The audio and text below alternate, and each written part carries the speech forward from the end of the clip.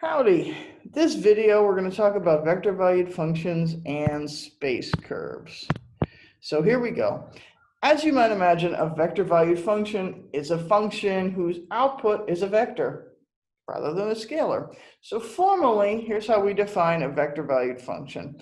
So a vector valued function is a function of the form either r of t is equal to f of t times the unit vector I plus g of t times the unit vector j, or it could have three components, in which case we have f of t times unit vector I plus g of t times unit vector j plus h of t times unit vector k,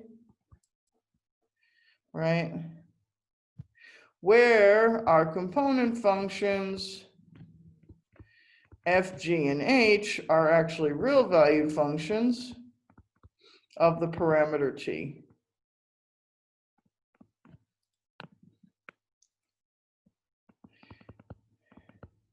And as fast as I write, I'm still a little bit behind here. So f, g, and h are real valued functions of the parameter t. Now we can also write our vector valued functions also in component form. And I will often do that. I find it convenient. And so if we want to write them in component form, right, what are we going to have? So for the first one, we will have that the vector r of t is the vector f of t, g of t. And in the second case, we're going to have that the vector r of t is equal to the vector whose components are f of t, g of t, and h of t. So in both cases, right, the first form defines a two-dimensional vector function, and the second defines a three-dimensional vector function. The parameter t can be specified to be between two real numbers, so t greater than or equal to a, less than or equal to b, or it could be any old real number, and this could be explicitly specified, or the value of t could be limited by the domains of f, g, and or h, depending on which one we're in. And so let's look at an example here. Let's look at an example here. All right, so we see this function, r of t is the vector whose components are cosine t, natural log of 4 minus t, and square root of t plus 1. So the first component, cosine of t, is defined for all real t. So that's not going to do anything to restrict our domain. What about the second component? Well, the second component, natural log of 4 minus t, we know that natural log is defined only if its argument is positive, and so it's defined only if 4 minus t is greater than 0, which is the same as saying t is less than 4. And finally, the square root of t plus 1, the square root of t plus 1 is going to be defined only if t plus 1 is greater than or equal to 0, or t is greater than or equal to -1. So our function, our vector valued function, that is defined only for all t that satisfy all three of those functions. And so the domain,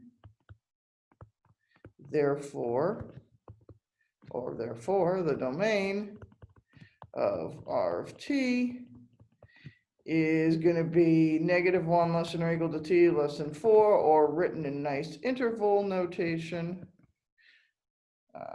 this. Okay, so the next thing we might want to think about is how do we graph vector valued functions? So first of all, if we have a two-dimensional function, right, the graph consists of the set of all points t, r of t, and the path traced by the vector valued function or the graph of the vector valued, of the two-dimensional vector valued function. So the path traced by the graph of a two-dimensional vector valued function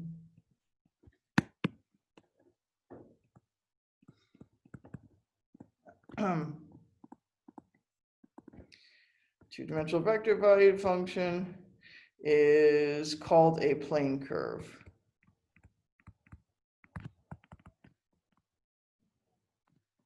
I'll bet you can guess without me even telling you what a space curve is, but I will tell you that the graph of a three-dimensional vector valued function is a space curve.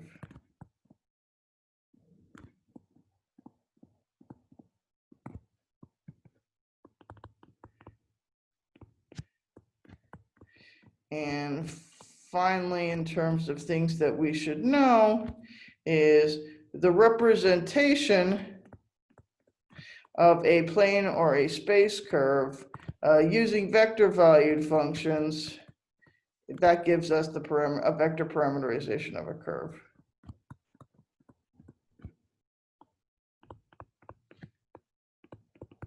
So basically what we just talked about. Well, this will allow us to be on the same page when we talk about stuff.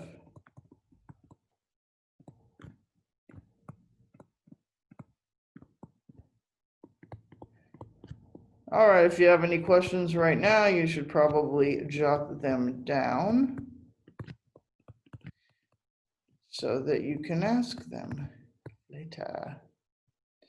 All right, here's a couple notes. The graph of the two-dimensional vector function of the form r of t is equal to t g of t. So in other words, for a very special function, f of t equals t, that's just the graph of the function y equals g of x. So that's not a typo, folks.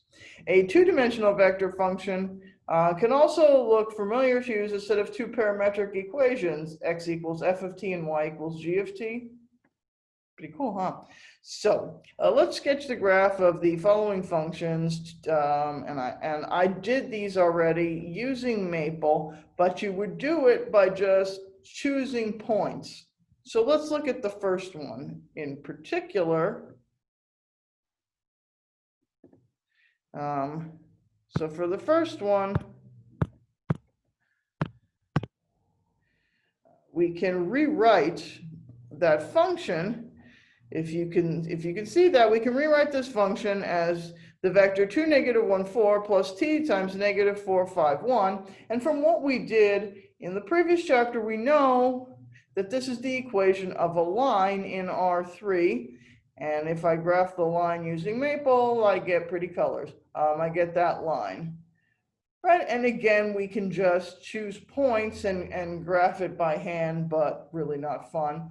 Also, by the way, you can use Wolfram Alpha. That's pretty good about graphing points too. All right, what about our second problem, right? The second problem was the function 2 cosine t, 3 sine t, and 5, comma 5. Notice that z is constant, and also notice that if I were to take x squared plus y squared, right, x squared plus y squared gives me 4 cosine squared. That's not right. Let's try that again. I can solve for cosine of t to get x over 2, sine of t to give me y over 3, and so if I have x over 2 squared plus y over 3 squared, that gives me cos squared t plus sine squared t. Or in other words, x squared over 4 plus y squared over 9 is equal to 1. That's an ellipse if I were in the xy plane, but z is equal to 5, so it's a constant. So what I have is I have an ellipse that's not on the xy plane, it's parallel to the xy plane, but it's on the plane z is equal to 5, and it looks like, well, that. Now, last but not least, right? The third equation almost looks identical to example 2, except that the third component is t. The significance of that third component not being constant is that we are not going to get any ellipse in the plane, and turns out instead we're going to get a helix that looks like that, right? Because z is increasing as t is increasing.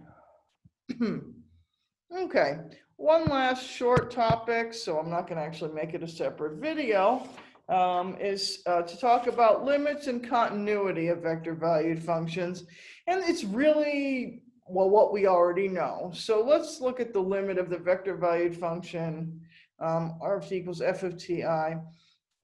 And so if I want to take the limit as t goes to a of my function, I'm just taking the limit individually of each of the components.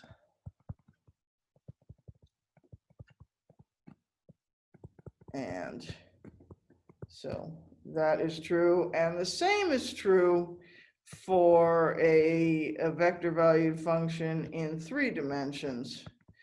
I just take the limit of each of my component functions. And that is all you have to it. And you know, what's a day without an example, I always say. So here we go. Let's find the limit of r of t, where r of t is the function t cubed times I plus sine of 3t minus 3 divided by the quantity t minus 1 times j plus e to the t times k. So what we're going to do is we're going to take the limit of each one of those functions independently. All right, so the limit as t goes to 1 of r of t is going to be the limit of t goes to 1 of t cubed plus the limit as t goes to 1 of sine of 3t minus 3 over t minus 1 times j. Now, you might find it more convenient to take the limits separately and then combine them again. And so just to illustrate that, I shall. So the limit as t goes to 1 of t cubed, we know that that's just simply going to be 1 cubed. What about the limit as t goes to 1 of sine of 3t minus 3 over t minus 1? Well, if we look at that one, if we were to plug in t equals 1, we get sine of 0 over 0, but which is 0 over 0, one of those indeterminate forms, so we have to use a L'Hopital's rule. And so when we do that, we're going to take the derivative of the numerator, which is going to give me 3 times cosine of 3t minus 3 over 1. And then when I plug in t is equal to 1, I just get 3. And last but not least, the limit as t goes to 1 of e to the 2t is e to the 2 times 1, or e to the 2. So the limit as t goes to 1 of my function r of t is the vector's components are 1 times I plus 3 times j plus e to the 2 times k, or in component form, it's the vector 1, 3, e to the 2. And that's all we have for that. And continuity, you might guess because of the way the limit's defined, continuity is defined in a very similar way as for scalar functions. So a vector valued function r of t is going to be continuous at a point t is equal to a if, well, 1, r of a exists, 2, the limit as t goes to a of my function r of t exists, and last but not least, the limit as t goes to a of r of t is equal to r of a. And for your viewing pleasure, for your practice, there are some suggested exercises And that's going to conclude this video. So have a great day. And next time we will talk about calculus of vector valued functions, or at least we will start talking about it.